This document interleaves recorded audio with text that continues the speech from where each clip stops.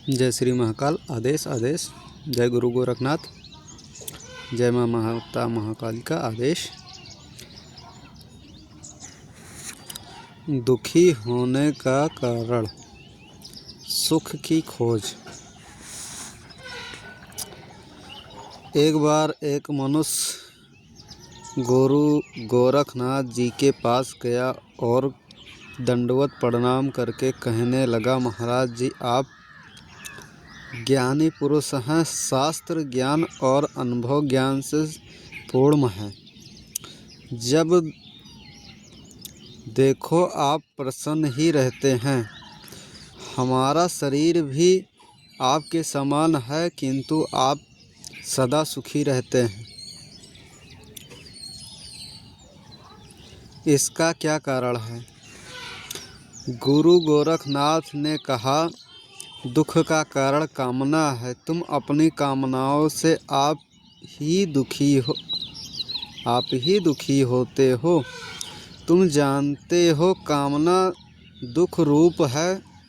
बारंबार कामना से होने वाले दुख का अनुभव करते हो। तुम जानते हो कामना अनुभव करते हो, फिर भी कामना नहीं छोड़ते, इसीलिए दुखी होते हो। आप ही अपने हाथ से अपने पैर पर कुल्हाड़ी मार लेते हो। उस मनुष्य को यह सुनकर संतोष न हुआ। वह कहने लगा, ऐसा कौन मूर्ख होगा जो आप ही अपने आप दुखी बनता हो। मूर्ख अथवा अंधे मनुष्य ही ऐसा करते होंगे। संसार भर किसी न किसी प्रकार दुख देखने में आता है। क्या सभी मूर्ख हैं या अंधे? गुरु गोरखनाथ ने मुस्कुराकर जवाब कहा, यह सत्य है, पर सब संसार मूर्ख कैसे हो सकता है?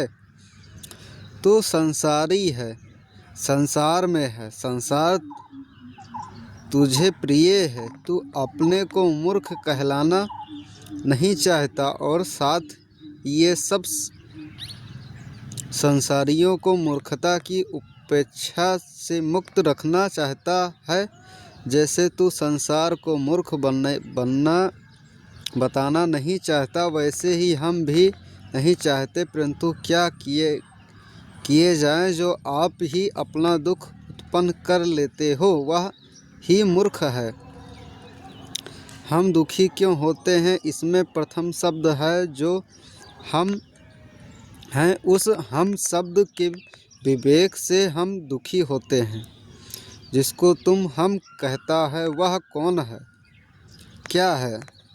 शुद्धतम हम है? क्या जीव आत्मा हम हैं? क्या सूक्ष्म शरीर हम हैं अथवा स्थूल शरीर हम हैं?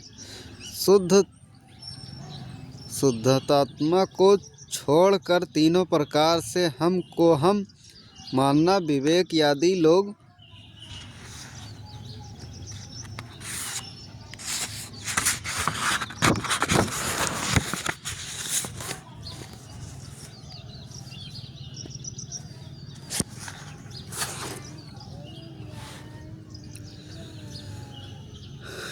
शुद्धता को वास्तविक हम भाव से समझें तो किसी प्रकार का दुख ही नहीं।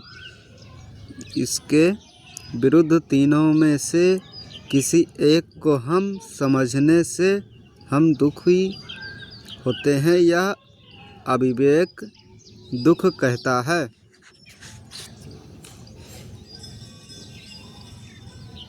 कोई मनुष्य कांच के टुकड़े को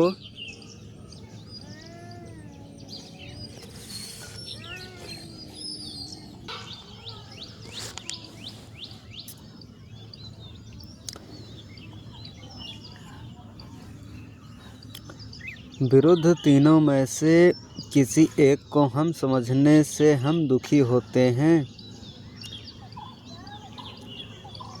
दुख हेतु कोई मनुष्य कांच के टुकड़े को हीरा समझकर इतने दाम का हीरा मेरे पास है इसलिए इतने दाम मेरे पास हैं ऐसा मानकर धंधा करे और जब दामों की आवश्यकता पड़े तब कांच का टुकड़ा बेचने जाए और माने हुए हीरे का दाम न मिले तथा कांच के दाम से आवश्यकता नित्य न हो तब वह दुखी हो, इसका नाम विवेक है।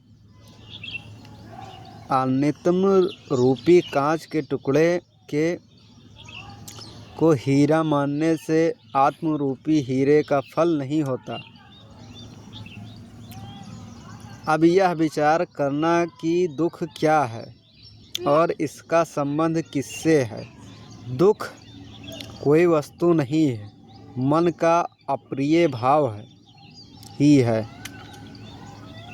दुख है जो प्रसंग अयुक्त प्रतीक हो, अशुभ समझ जाए, कामना से विरुद्ध हो, इन अवस्थाओं को दुख कहते हैं। और जो प्रसंग युक्त प्रतीक हो, शुभ समझ जाए और कामना के अनुकूल हो, इन अवस्थाओं को सुख कहते हैं। सुख दुख अज्ञान के हैं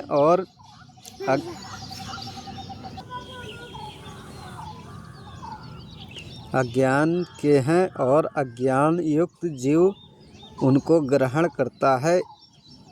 जीव भाव में सुख दुख का संबंध है।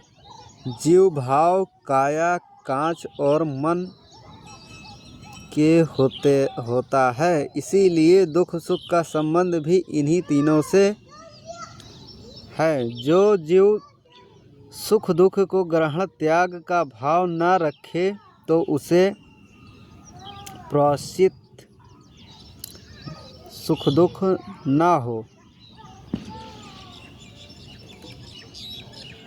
संसारी मनुष्य संसार पदार्थों के सहारे उत्पन्न हुए दिखते हुए सुख को सुख समझते हैं, सुख की सदा इच्छा रखते हैं और उसके साथ में होने वाले विपरीत दुख को नहीं चाहते। भला यह किस प्रकार बने सुख और दुख एक ही पदार्थ में रहते हैं।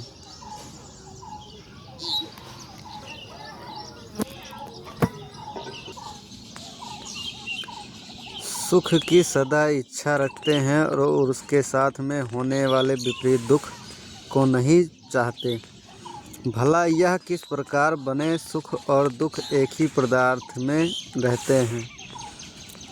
सुख को छोड़कर दुख और दुख को छोड़कर सुख अकेले नहीं रहता। दोनों एक ही वस्तु होने से एक को पकड़ने से दूसरी भी बलात्कार से पकड़ी जाती है। सुख को ग्रहण करने से साथ में दुख अवश्य आ जाता है। सुख की कामना ही दुख को बुलाती है। भौतिक सुख की पहचान से संसारी मनुष्य दुखी होते हैं। यदि ये सुख ही चाह छोड़ दे तो दुखी नहीं हो, किंतु वे सुख की चाहना से रहित नहीं होते, इसीलिए दुख पाते। ऐसे संसारी मनुष्य को वास्तविकता विवेक के रहित होने से मूर्ख नहीं तो क्या कहा जाए। जो मनुष्य भौतिक सुख की कामना वाला है वह दुख से संपूर्ण मुक्त कभी नहीं हो सकता।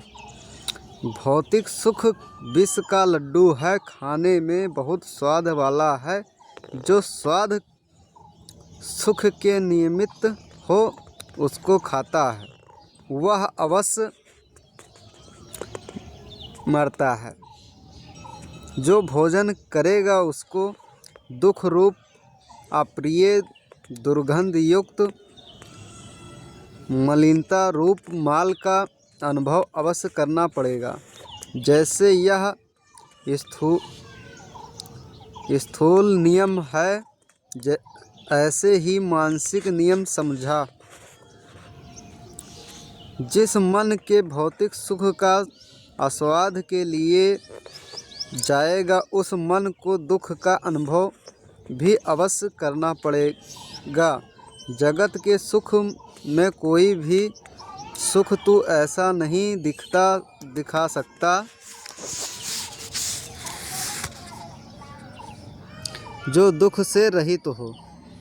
यदि तुझे दुख से विपरीत होने की इच्छा हो तो पहले जिसको तुमने सुख समझ रखा है उसको तुझे छोड़ना पड़ेगा।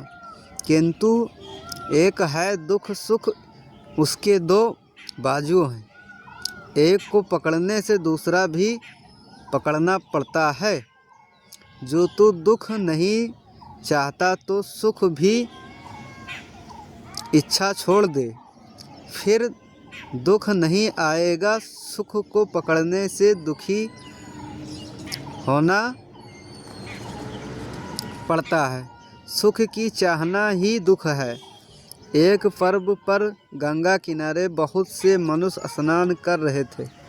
पानी में एक कमल बहता हुआ दिखाई दिया। स्नान करने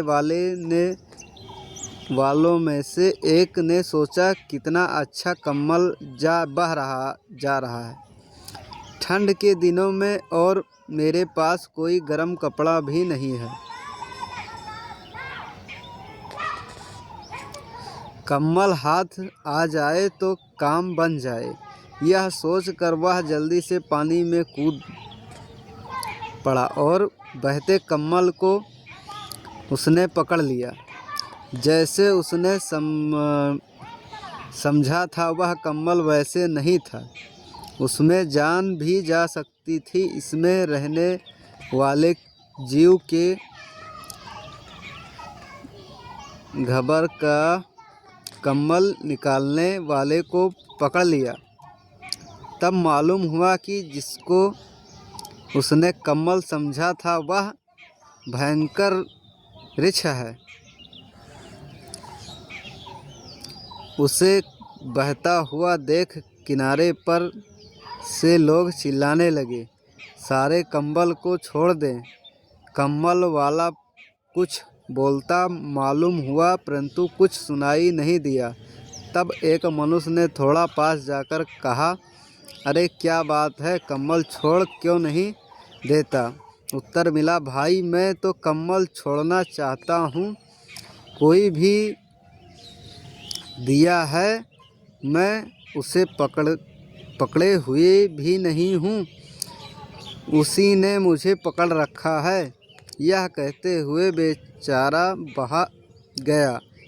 उस मनुष्य के वापस आकर किनारे पर खड़े लोगों ने सब विपरीता सुनाया तो सबको बड़ा अर्थार्थ हुआ। तब एक संत ने कहा, कमल बहता देख नदी में मूर्ख लेने धाया। कम्बल था सो निकला,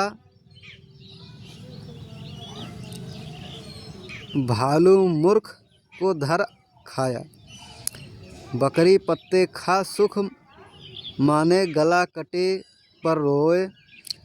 सुख मरने पर विष भोग में, देखा मृत्यु भय रोए।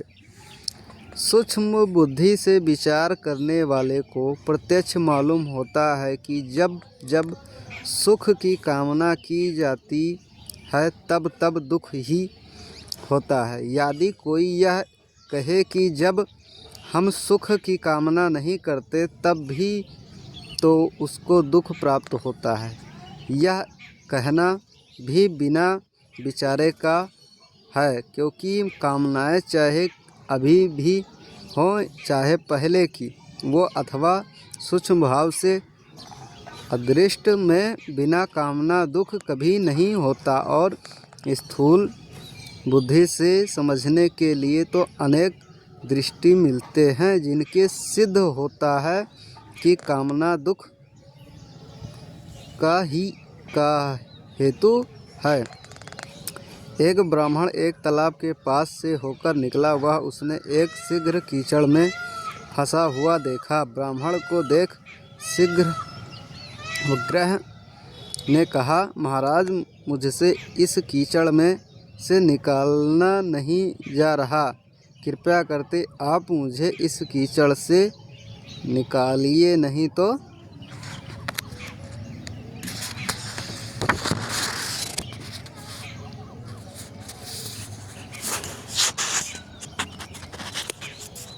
मैं बिना मौत के ही मर जाऊंगा। ब्राह्मण दया कर कहने लगा, हे वनराज, तू विकराल प्राणी है। यदि मैं तुझे निकालूंगा तो तू मुझे खा जाएगा। विग्रह ने कहा, महाराज जी, मैं आपको प्रमाण करता हूँ कि मैं शपथ खाकर कहता हूँ कि मैं आपको नहीं खाऊंगा। ब्राह्मण को विग्रह पर विश्वास हो गया और उसने कीचड़ में घुसकर विग्रह की पूँछ पकड़ कर उसे बाहर निकाल लिया। उसके बाद ब्राह्मण और विग्रह में ये बातचीत हुई कि विग्रह, आप कहाँ जा रहे हो? ब्राह्मण, सामने के गांव में जमींदार के यहाँ ब्राह्मण भोजन था, मैं वहाँ पर भोजन करने जा रहा हूँ।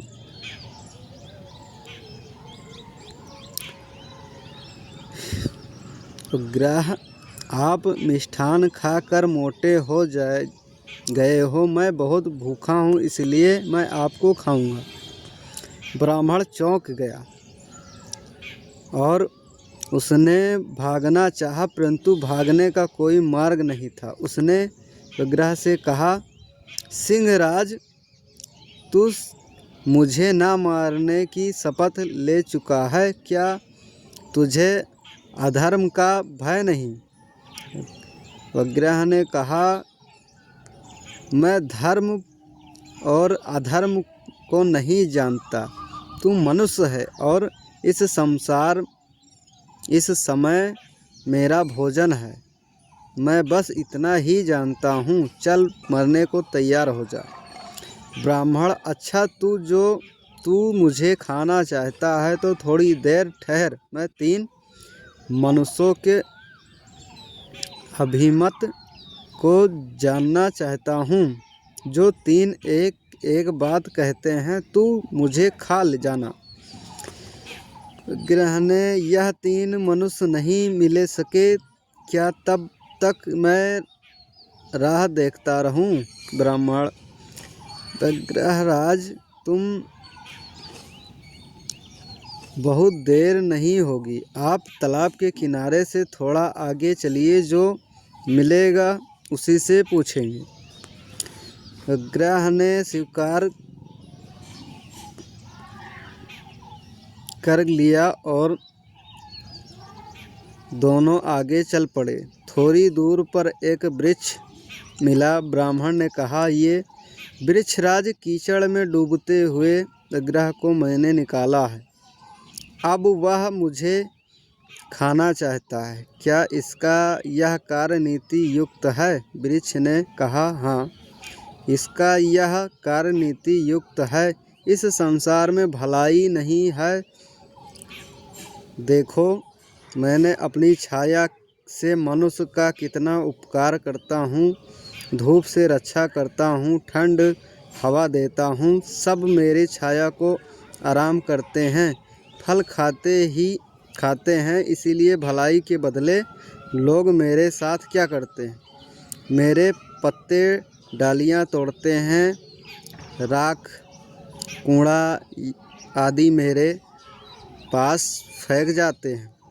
इस प्रकार उपकार के बदले अपकार करते हैं, दुख देते हैं। तूने विग्रह की जान बचाई है, इसके बदले में यदि वह तुझे खा जाए ठीक है ही है। विग्रह ने ब्राह्मण से कहा, देख, मेरा कार्य अन्याय युक्त नहीं है। ब्राह्मण ने कहा, चल दूसरे से पूछते हैं। वह दोनों आगे चले तो एक टूटा हुआ मटका मिला। ब्राह्मण ने पूछा, हे मटके, मैंने इस विग्रह को कीचड़ से डूबने से बचाया है और अब यह मुझे खाना चाहता है, क्या इसका आचरण सही है? मटके ने कहा, विग्रह का आचरण अस्वस्थ उचित है। यदि यह में जरा सा भी बुद्धि हो तो उसे तुझको खा ही जाना चाहिए। जो उपकार करके अपकार की यश नहीं करता, उससे बढ़कर और कौन मूर्ख होगा। मैं मनुष्यों पर अस्थमार उपकार ही करता रहता। मैं अब पानी में और भीगे पैरों से खुद गया। कुम्हार की चौखटें और उनके भोजन के लिए अग्नि पर तपा। इस उपकार के बदले उन्होंने मेरी कैसी दुर्दशा रखी है। क्या तू नहीं देखता, संसार में गुण के पीछे अगुण ही होता है। इसमें विग्रह का जरा सा भी दोष नहीं। विग्रह प्रसन्न होकर बोला, ब्रह्मदेव, सुन लिया, अब मरने को तैयार हो जाओ। ब्राह्मण बोला, भाई एक से और पूछ ले। दोनों आगे चले तो एक साल दिखाई दिया। वह विग्रह को देखकर भागने लगा। ब्राह्मण उसे पुकार कर कहने लगा, रे सैल, ठहर जा, ठहर, भाग मत, मेरी बात का न्याय करता जा। सियाल ने दूर से ही कहा, मैं यह खड़े खड़े सुनूंगा, आप कहिए। ब्राह्मण ने विग्रह पर किए हुए उपकार की बात सुनाई। सियाल बोला, महाराज, क्या घटना हुई थी उस आपके कहने से मेरी समझ में नहीं आता। यदि मुझे उस स्थान पर ले जाकर जो कुछ हुआ था वह दिखलाओ तो मैं न्याय कर सकता हूँ। ब्राह्मण और विग्रह सहमत हो गए। विग्रह और ब्राह्मण पास पास और सियाल उन दोनों से दूर चलकर तालाब के पास आ गया। विग्रह तालाब के कीचड़ में घुसा और थोड़ी दूर जाकर कहने लगा, मैं यहाँ पर था। सियाल ने ब्राह्मण से कहा, महाराज, क्या विग्रह ठीक कहता है? ब्राह्मण ने कहा, हाँ, नहीं, वह स्थान आगे है। विग्रह थोड़ी दूर जाकर फिर वह कहने लगा। ब्राह्मण ने नहीं कहा। इस प्रकार भूख से व्याकुल विग्रह कई जगह ठहरता हुआ अंत में अपने पहले स्थान पर पहुंच गया। तो ब्राह्मण ने कहा, हाँ, यही वह स्थान है इसी स्थान से मैंने इसे महाकष्ट से निकाला था। सियाल ने बेबस विग्रह को कीचड़ में फंसे हुआ देख कर बोला, भोलेनाथ, अब आप भाग जाइए, मैं भी जाता हूँ। इस अवस्थी को यम सदन में जाने को सियाल और ब्राह्मण दोनों वहाँ से भाग गए। विग्रह को सियाल पर बड़ा क्रोध आया, परंतु अब हो भी क्या सकता है। अंत में विग्रह ही वही कीचड़ में मर गया। विग्रह ने दुख से विपरीत की इच्छा की। सहयोगवश ब्राह्मण को दया आई और उसने वह विग्रह को कीचड़ से निकाल दिया।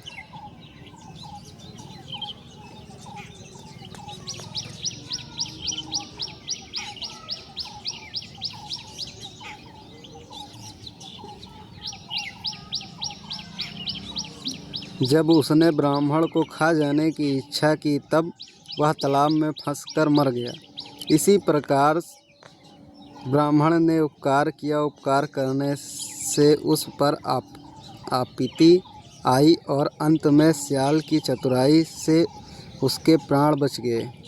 सोच कर देख जाए तो हर एक सुख की इच्छा करने से ही दुख होता है। यदि पगरह खाने के सुख की इच्छा ना करता तो वह ना मरता। इसी प्रकार यदि ब्राह्मण दया करके पुण्य फल की इच्छा ना करता तो आपत्ति में ना पड़ता। इस प्रकार दोनों को कष्ट भोगना पड़ा। वह सुख ग्रहण करने के भाव से ही था।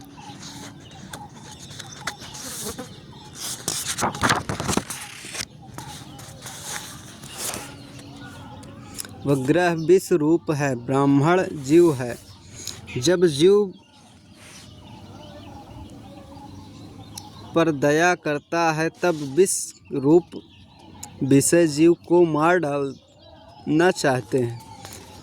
इससे उसको भय दुख प्राप्त होता है। जब तक सियाल समान चतुराई को सद्गुरु प्राप्त नहीं होता और उसकी युक्त अनुसार काम नहीं किया जाता तब तक आपत्ति नहीं मिटती।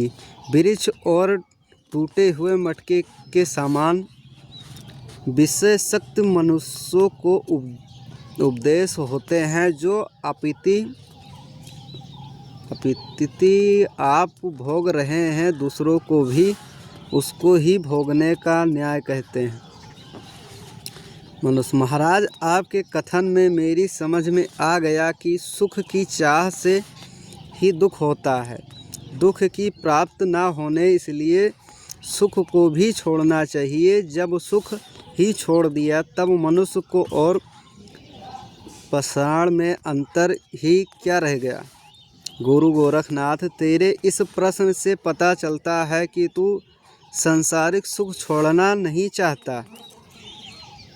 इसीलिए मैं कहता हूँ कि संसार सुख छोड़े बिना संसार के दुखों से कभी वास्तविकता वित्ती नहीं हो सकती। संसार के दुख तुझे पूर्ण रूप से दुख नहीं मालूम होते, जिसको तू सुख मानता है। यदि सूक्ष्म विचार से देख तो तुम मालूम होगा कि सुख दुख से मिश्रित है और परिणाम में दुख उत्पन्न के लिए विवेक पुरुष प्रायश्चित सुख को दुख ही मानते हैं और इसलिए सुख भास को छोड़ते हैं। अनेक योगियों में जो विश्व सुख का भोग हो चुका है उन भोगों से नियुक्त मनुष्य की शरीर नहीं प्राप्त होती, किंतु परमानंद जो आत्मा का स्वयं सुख है उसकी प्राप्ति के लिए मनुष्य शरीर मिलता है।